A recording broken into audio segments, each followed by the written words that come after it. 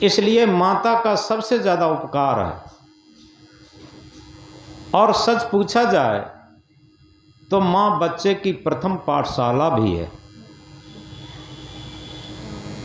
हमारे भारत देश में बड़ी बड़ी वीरांगनाएं माताएं हुई हैं।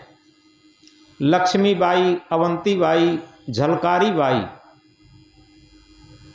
जिन्होंने स्वतंत्रता के लिए अपनी जान को न्यौछावर किया। बड़ी बड़ी भक्तमती माताएं हमारे देश में आईं। मीरा, सबरी, सहजो, इनका नाम इतिहास के स्वर्ण अक्षरों में लिखा है। भक्ति के क्षेत्र में, वैज्ञानिक क्षेत्र में माताएं बहुत आगे हैं। सुनीता विलियम 13 महीने आकाश में रहकर और वापस आई थी। बहुत बड़ी वैज्ञानिक थी। बछंद्री पाल, जिसने एवरेस्ट की चोटी को पार किया था। तो इस तरीके से चाहे वो वैज्ञानिक क्षेत्र हो, चाहे धार्मिक क्षेत्र हो, और चाहे वीरता का क्षेत्र हो, और कोई भी क्षेत्र हो, आज भी देखो हमारे देश की बड़ी बड़ी राष्ट्रपति, प्रधानमंत्री, मुख्यमंत्री से लेकर जज से लेकर मिलिट्री की बड़ी बड़ी अफसर और पुलिस से लेकर के ऐसा मास्टर इंजीनियर से लेकर के वकील बैरिस्टर से लेकर के ऐसा कौन सा क्षेत्र है जिसमें माताओं का योगदान और इसके साथ उनका प्रभाव नहीं है। सबसे बड़ी बात यह है कि हमारे देश का नाम भारत माता है।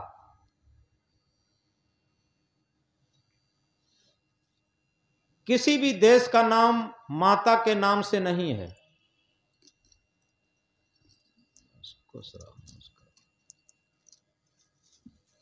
हमारे देश का नाम ही भारत माता के नाम से जाना जाता है।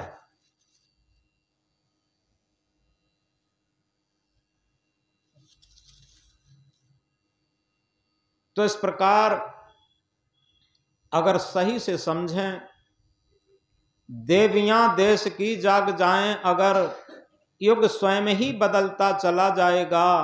पत्नियां सादगी साध जाएं अगर, युग स्वयं ही बदलता चला जाएगा। बेटियां जागृत गीत गाएं अगर, युग स्वयं ही बदलता चला जाएगा।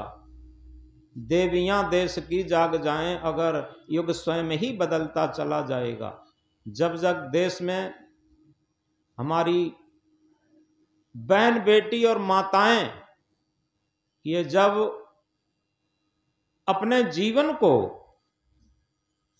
सही तरीके से समझ करके और जिस क्षेत्र में आगे बढ़ी हैं उसी में उन्नत हुई है और उसी में उन्होंने नाम रोशन किया है, तो इसलिए हमने ये कहा था कि हमारे देश का नाम भारत उस ऋषि कन्या शकुंतला की गोद से खेलते हुए भरत के नाम से भारत पड़ा है, जो सिंह के शावकों के साथ खेलता था। इसलिए किसी भी क्षेत्र में माताएं पीछे नहीं हैं। और अगर सही पूछा जाए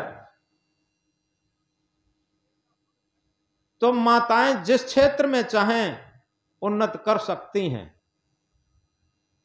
और सबसे बड़ी बात यह है जो हमने कहा था, मां बच्चे की प्रथम पाठशाला है।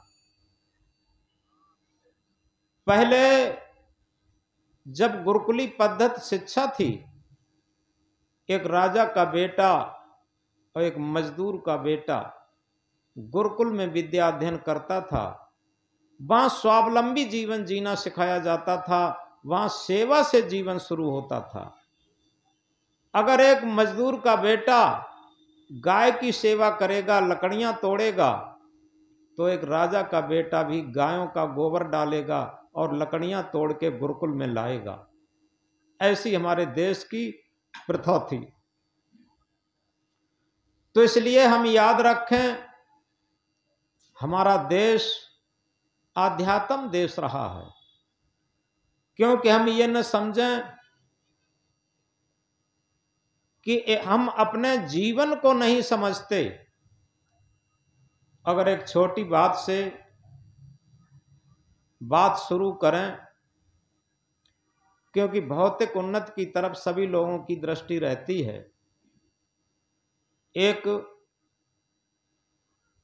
गरीब आदमी मेहनत करके एक छोटा सा सेठ बनता, और वही सेठ जब और अधिक मेहनत करता है तो एक अच्छा खासा सेठ बन जाता।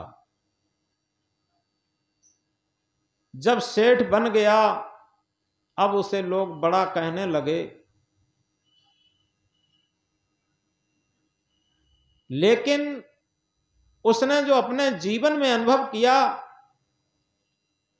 उसने सोचा कि वास्तव में जिसे लोग सुख मानते हैं, आज हमारे पास महल मकान बहुत हैं, फैक्ट्री कल कारखाना दुकान बहुत हैं, घोड़ा गाड़ी वाहन बहुत हैं, सोना चांदी रुपया पैसा बहुत है, परिवार भी बहुत है, ये सब बहुत हैं, लेकिन हमें सुख शांति क्यों नहीं मिलती?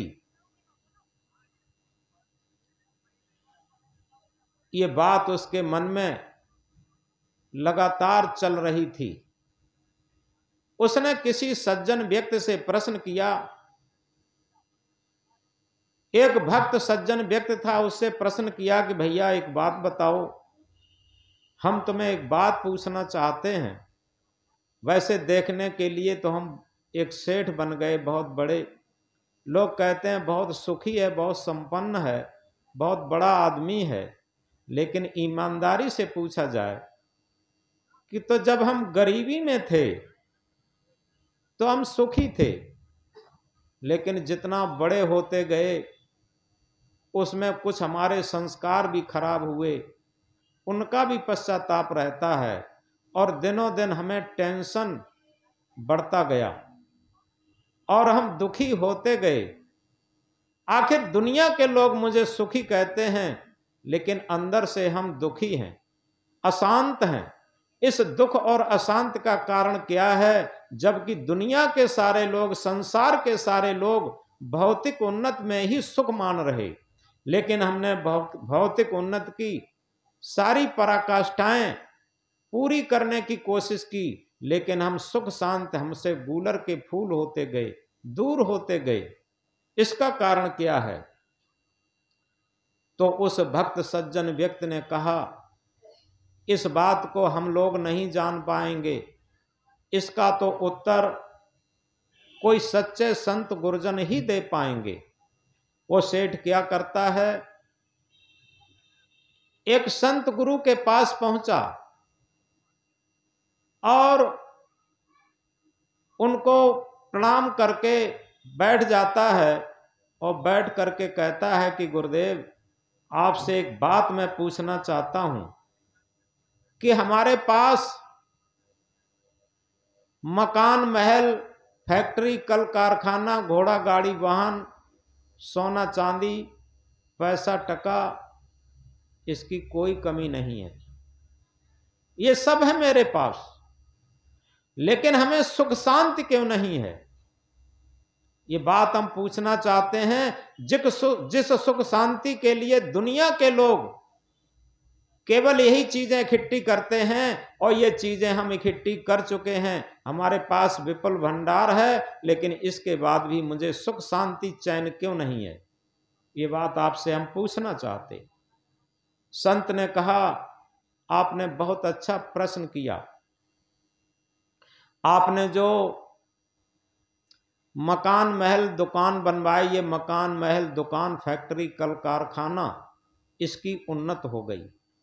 आपने जो घोड़ा गाड़ी वाहन लिए, घोड़ा गाड़ी वाहन की उन्नत हो गई। आपके परिवार में काफी सदस्य हैं, ये परिवार की उन्नत हो गई। आपके पास सोना चांदी रुपया पैसा खूब है, ये सोना चांदी रुपया पैसा की उन्नत हो गई। लेकिन कभी विचार करके देखा कि जीवन क्या है और जीवन की उन्नत क्या किए तुम? अब सेठ एकदम शांत हो जाता है और कहता है कि गुरुदेव, ये तो हम समझ ही नहीं पाए कि आखिर जीवन क्या है और जीवन की उन्नत क्या है। जीवन की उन्नत करना हम नहीं जानते। तो संत ने कहा, जब तक हम इस बात को नहीं समझेंगे कि जीवन क्या है और जीवन की उन्नत क्या है, जब जीवन की उन्नत करते हैं, हम धन की तो उन्नत करते जाते हैं, लेकिन हमारे जीवन की तो अवनत होती चली जा रही है, संस्कारों की अवनत होती चली जा रही है। एक तरफ उन्नत हो रही है, एक तरफ अवनत हो रही है। शांत सुख कैसे मिले? शांत सुख तभी मिलेगा जब हम जीवन की भी उन्नत करना सीख लें। ये संत ने बात कही तो सेठ ने कहा, गुरुदेव, अब हमें आप एक बात बताएं कि हम जीवन क्या है और जीवन की उन्नति कैसे करें, इस बात को आप बताएं।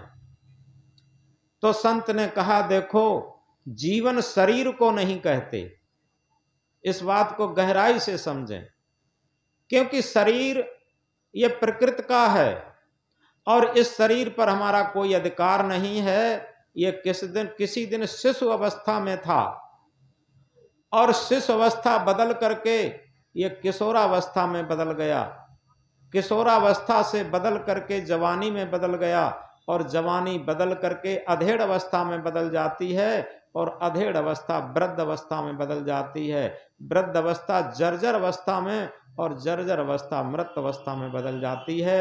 ये जीवन की एक कहानी रहती। अब इसमें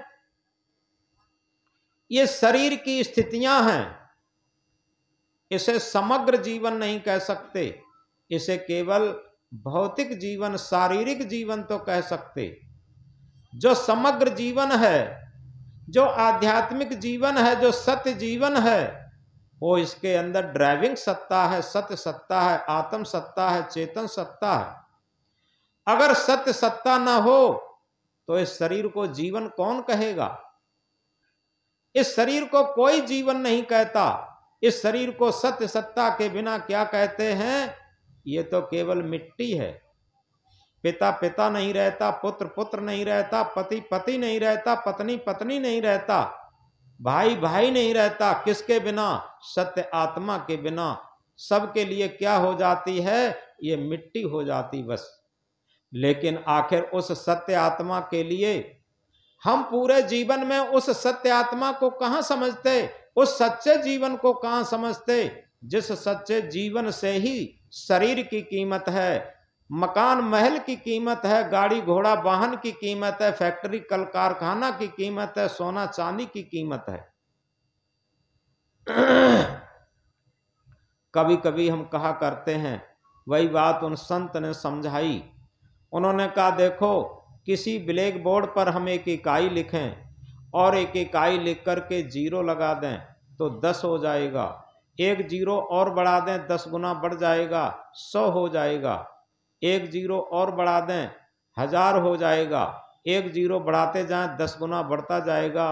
गिनती हम पढ़ना शुरू करेंगे, 10, 100, 1000, 10,000, लाख, 10 लाख, करोड़, 10 करोड़, अरब, 10 अरब, खरब, 10 खरब, नील, 10 नील, पदम, 10 पदम, शंख, 10 शंख। जहां तक गिनती पढ़ना जानते हैं, गिनती पढ़ते जाएंगे और एक जीरो बढ़ाते जाएंगे। उसी ब्लैक बोर्ड पर एक इकाई को हम बिगाड़ दें। अब हम कितने भी डिप्लोमा होल्डर हों, कितने भी पढ़े लिखे हों, कितने भी डिग्री होल्डर हों, उस ब्लैक बोर्ड पर एक इकाई के बिना अब हम क्या पढ़ेंगे? केवल ये कह सकते हैं कि 0 0 0 0 और कुछ नहीं पढ़ पाएंगे, क्योंकि एक इकाई के बिगाड़ते ही, एक इकाई से ही जीरो का महत्व था। संत ने समझाया इसी तरीके से ऑल वर्ल्ड, पूरे संसार के बोर्ड से अगर आत्मा को निकाल लिया जाए, सत्य चेतन को निकाल लिया जाए, तो कहां पर यह विज्ञान होगा, कहाँ पर फैक्ट्री कल कारखाना होगा, कहाँ पर हवाई जहाज हेलीकॉप्टर होगा, कहाँ पर बस, ये सारी चीजें होंगी। सोना चांदी कहाँ होगा, रुपया पैसा कहाँ होगा, जिसके लिए हम सारा अहंकार करते हैं। पूरा संसार एक सत्य आत्मा के बिना केवल 000 रह जाएगा और कुछ भी नहीं होगा। और पूरे जीवन उसी सत्य आत्मा का हम मूल्य नहीं मानते। कब मानते हैं? जब इस शरीर के अंदर से सत्य आत्मा चेतन निकल जाता है, तब क्या कहते हैं? भैया राम नाम सत्य है, सत्य बोले मुक्त है। या कहते हैं सत्य नाम सत्य है, सत्य बोले मुक्त है। पूरे जीवन मेड़ काटना सत्य रही, झूठ बोलना सत्य रहा, कम तौलना सत्य रहा, बेईमानी सत्य रही, घूसखोरी सत्य रही, रिश्वतखोरी सत्य रही, घोटालाबाजी सत्य रही। अब मरने के बाद राम नाम सत्य कैसे हो जाएगा, या सत्य नाम सत्य कैसे हो जाएगा? ये सब झूठ का था। तो इसलिए इस बात को हम गहराई से समझें। जो जीवन है उसकी तो हम उन्नति ही नहीं करना जानते और जीवन को पहचानते भी नहीं, क्योंकि शरीर जीवन नहीं है। तन जीव मिलन की स्थिति ये जीवन की बेला है, कोई न किसी का है जग में, बस 2 दिन का मेला है। शरीर और जीव के मिलन काल को ही जीवन कहते हैं। जब तक ये मिला हुआ है जीवन है, और जिस दिन इस संयोग का वियोग उपस्थित हो गया उसी दिन जीवनांत हो जाता। इसलिए हम इस बात को बड़ी गहराई से समझें। आखिर जिस पर हमारे जीवन का, जो हमारे जीवन का आधार है, सच्चा आधार है, और जिसे सच्चा जीवन भी कह सकते हैं, उस जीवन को हम नहीं जानते, उस जीवन को हम नहीं मानते, उस जीवन को की हम उन्नत नहीं करते। जब तक उस जीवन को जानेंगे नहीं, उस जीवन को मानेंगे नहीं, उस जीवन की उन्नत नहीं करेंगे, तब तक हमें सुख शांति नहीं मिल सकती। आगे क्या बताया? जानो अपने आप को, खोजो अपने आप, अपने को जाने बिना मिटे नहीं संताप। हमने विज्ञान को जाना, क्या विज्ञानी को जाना? जहां से विज्ञान पैदा हुआ उसे जाना। विज्ञान को तो जानते हैं, आखिर सारा विज्ञान, सारा कंप्यूटर कहां होगा जब विज्ञानी नहीं होगा? ये सत्य चेतन आत्मा नहीं होगा तो विज्ञान कहां होगा? उस विज्ञानी को हम कहां जानते? इसी तरीके से देह को तो हम जानते हैं, लेकिन देही को हम नहीं जानते। देह को मैं मानना सबसे बड़ा ये पाप है, देह को मैं मानना सबसे बड़ा ये पाप है। सब पाप इसके पुत्र हैं, सब पाप का ये बाप है। सबसे बड़े पापों का बाप ये हम शरीर को मैं मानते रहते। इसलिए जो सच्चा आध्यात्मिक विज्ञान का सब्जेक्ट है वो हमें क्या सिखाता है? वो हमें सत्य का बोध देता, हमें जीवन की शिक्षा देता, हमारे जीवन की उन्नत करता। विज्ञान हमें रोटी कपड़ा मकान की शिक्षा देता, हमारी भौतिक उन्नति करता। और आध्यात्मिक विज्ञान क्या करता? हमें जीवन जीने की कला सिखाता, हमारे जीवन की उन्नति करता, और हमारे जीवन में जो सत्य सत्ता है उसका बोध और उसका साक्षात्कार कराता। तो इसलिए जब तक हम अपने जीवन की उन्नति नहीं करेंगे, जीवन की उन्नति के लिए ही ये महामंत्र है, जानो अपने आप को, खोजो अपने आप, अपने को जाने बिना मिटे नहीं संताप। यथार्थ में क्या हम अपने आप को जानते हैं? अभी किसी से पूछो कि आप कौन है, हु आर यू, आप कौन हैं, तो वो यही कह देंगे कि अपना नाम बता देंगे। किसी से पूछो ये नाम कब से है, तो कहेंगे जब स्कूल में पढ़ने गए तब से। तब से पहले क्या था? गुड्डू पप्पू मुन्नू कहते थे। उससे पहले कि उससे पहले एक शिशु रूप में थे, कोई नाम नहीं था। और जब शिशु भी नहीं थे, इससे पहले भी तो आप थे, उस समय क्या नाम था कि पता नहीं। कई लोग ये पूछते हैं कि महाराज परमात्मा कब मिलेगा? उनसे ये प्रश्न है कि ये बताओ परमात्मा खो कब गया? तुम खो जाने की तारीख बता दो तो हम परमात्मा मिल जाने की तारीख बता देंगे। परमात्मा कभी खोया नहीं है, परमात्मा कभी मिलेगा भी नहीं। जो खोया होता है वही मिलता है, और जो खोया ही नहीं वो मिलेगा क्या। सबसे बड़ी बात यह है कि हमारा जो सत्य स्वरूप है, चेतन स्वरूप है, आत्म स्वरूप है, वही परमात्मा स्वरूप है, और वो परमात्मा कभी खोता नहीं, और वो इस जन्म से पहले भी था। वो अनामी है, अनामी का कोई नाम नहीं होता। जो अनामी है उसका कोई नाम नहीं होता, वो सत्य होता, सत्य का कोई नाम नहीं है, वो तो सत्य ही है। झूठ का केवल नाम होता। संसार में जितना झूठ है उतने ही नाम है, लेकिन सत्य का नाम कोई नाम नहीं। सत्य का आज तक कोई नाम ही पैदा नहीं हुआ, वो अनामी होता हमेशा। तो इसलिए